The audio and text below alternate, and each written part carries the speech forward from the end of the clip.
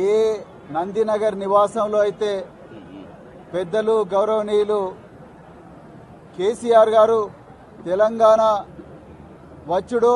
లేక కేసీఆర్ సచ్చుడో అనే ఒక విప్లవాత్మకమైన నినాదాన్ని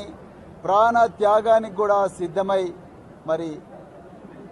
తన పదవికి రాజీనామా చేసి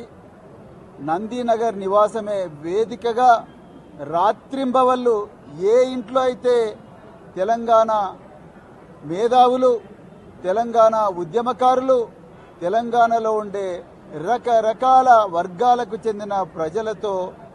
రాత్రింబవళ్లు సమాలోచనలు జరిపి వాళ్ళ గోసార్థం చేసుకొని రాజ్యాంగబద్ధంగా